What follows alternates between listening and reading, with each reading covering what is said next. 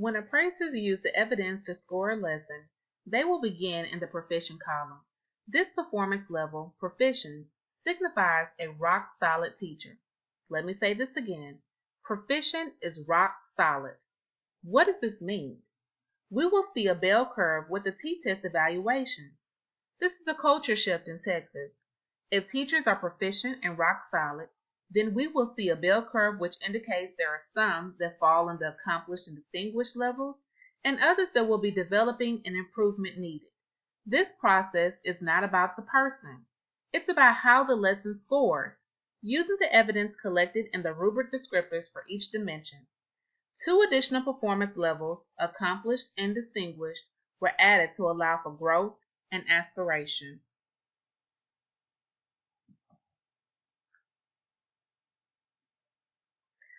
For today, we will spend time primarily on the instruction and learning environment domain.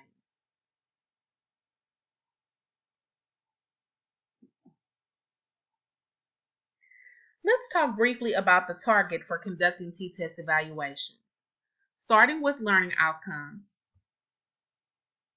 When we talk about learner outcomes, we are referring to the TEKS or other standards, such as pre-K guidelines, ELPS, TATs, etc. The appraiser in the classroom is listening for the learner outcomes or lesson objectives as the anchor for the appraisal. What are the outcomes? How are they communicated to the students? What evidence is there to support that students understood the outcomes? These outcomes drive the entire evaluation, which leads us into teacher behaviors. Next, the appraiser is collecting evidence regarding the teacher behaviors and how they are aligned to the learner outcomes. What is the teacher saying and doing that aligns with and supports the learning objectives? For example, how was the lesson structured and paced to facilitate student mastery towards the learner outcomes? How do questions, technology, etc. align with the learner outcomes? Looking at student behaviors.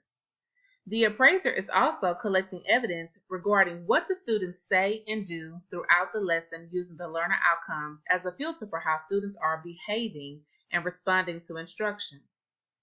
There is a direct cause and effect relationship between what the teacher says and does and what the students say and do. Again, all linked to the learner outcomes. Ultimately, the appraiser is collecting evidence to support whether or not students are meeting the learner outcomes. As the appraiser, this means that he or she will need to know about other aspects of the lesson, including where the class is with the unit of study, just beginning the unit, are they in the middle of the unit, are they at the end of the unit, etc. All this evidence is captured at the beginning, middle, and end of the lesson. Thus, they will need to observe the entire lesson. Within each dimension, it is important to recognize the key words that differentiates a proficient teacher from a distinguished and a proficient teacher from one that needs improvement. I will model how to read and understand the rubric by highlighting the keywords in the first bulleted descriptor under proficient. Please note, when scoring and discussing a lesson, we will always begin with the scoring for a lesson at proficient. After we highlight the keywords within the first descriptor in proficient, we will scan and compare the accomplished and distinguished descriptors to the left. We will conclude this dimension by highlighting the developing and improvement needed descriptors to the right to show how the continuum changes across performance levels for the first descriptors. Let's look.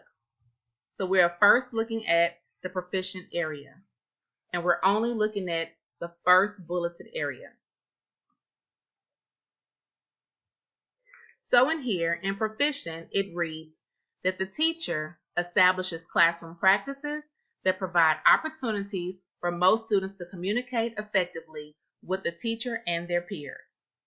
The words that stand out to me are provide opportunities, most, and then when we look over here to accomplished, and we compare what we see over here in proficient to accomplished, how we go from proficient to accomplished is that provides opportunities changes to encourage all. And instead of just communicating effectively, we add in including the use of visual tools and technology, and not just with the teacher, but with their peers. Now moving to distinguished, how do we go from accomplished to distinguished in the instruction dimension? Well, not only do we encourage all students to communicate effectively, but we are allowing them to communicate safely, providing a safe environment for them to have a conversation and communicate about their ideas. And not just using visual tools or technology, but a variety of tools and methods, and again, including their teachers and peers. So we've now seen how we go from proficient to accomplished and to distinguished. Now, let's look at the difference between proficient to developing and improvement needed. In this case, for developing, the teacher leads the lesson with some opportunity for dialogue, clarification, or elaboration. Then when we go to improvement needed, the teacher directs the lesson with little opportunity for dialogue and clarification. Collecting evidence is a critical part of the T-TESS process. Capturing what teachers say and do and what students say and do is essential to linking the evidence to the rubric descriptors and performance levels to accurately rate each dimension. Evidence may be used for different aspects of the rubric, which shows the connectivity and holistic nature of the model.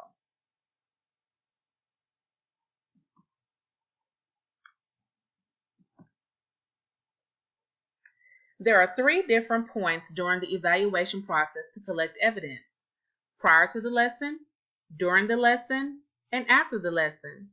While during the lesson is perhaps the most important time to collect evidence, it is not the only time. Before an announced observation, there should be a pre-conference and a review of materials such as the lesson plans, handouts, etc. And after all evaluations, there should be a post-conference. The post-conference follows a very specific format. This slide shows us the key aspects of announced versus unannounced evaluations. Before an announced evaluation, there should be a pre-conference and a review of materials. And after all evaluations, there should be a post-conference. Evidence is collected at all points.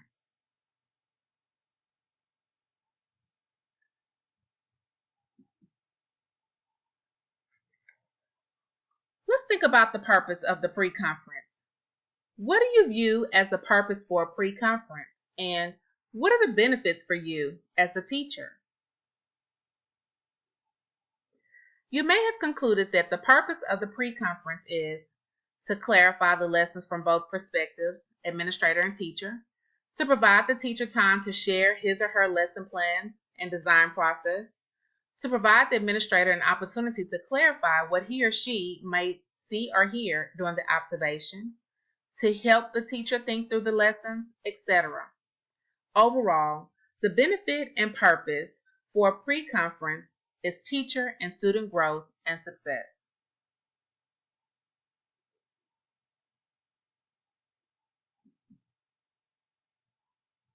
We will now watch a lesson. Assume you are an appraiser. What is your task as an appraiser during the lesson? You will view a lesson and collect evidence, which you may hear sometimes being referred to as scripting. Remember that you will need evidence to score the lesson. Therefore, your task is to script. When scripting, you are writing the following: what does the teacher say? What does the teacher do? What do the students say? What do the students do? You may also copy any wording from visuals used during the lesson and record time segments of the lesson. For example, you may script, the teacher started the lesson at 8 o'clock and the warm-up was completed at 8:20. Keep in mind there is no right or wrong way to script. You are just capturing as much as possible of the key points in the lesson that will provide evidence for the descriptors.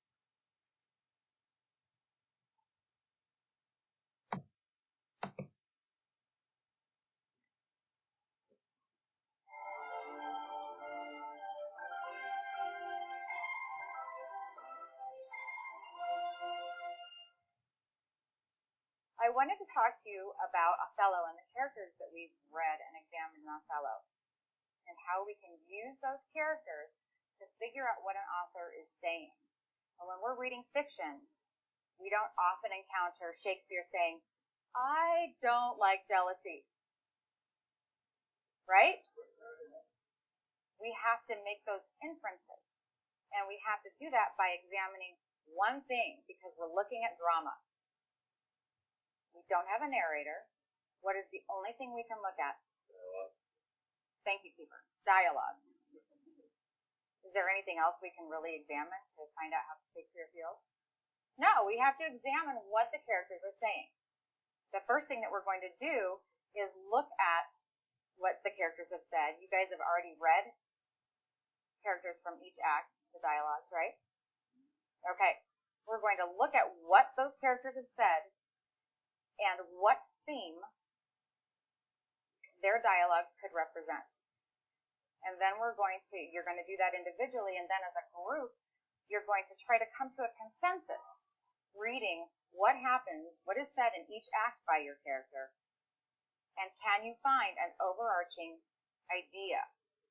We're going to use that later this week to see how that idea evolves through the dialogue and the characters, and try to make a prediction of Shakespeare's feelings about that idea. But first, let's look at theme. The objective is on the board in blue. Jessica, can you read the objectives for us, please? Given an assigned character and act from Othello, students will identify 2 to 3 pieces of significant dialogue, determine one represented theme, compare, contrast, and abstract ideas in order to come to a consensus. Dialogue 2 to 3, theme overall. Thank you.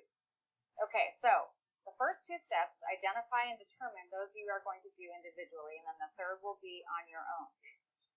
I say 2 to 3 pieces of significant dialogue. What's a key word in that objective that strikes you as maybe something different that you're going to be looking for?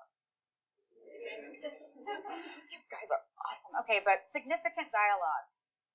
What does that mean? Does that mean important? Or are you going to throw synonyms at me? Something that explains their character. Okay, something that explains their character. Like what? What do we want to know about the character? That she has brown hair? Their traits. Okay, traits. Feelings. Now, when you have Othello, are you going to read, I am angry? No. So is it something that is written right there for you? Shakespeare is that generous. What do you have to do? What do you have to look at? What isn't?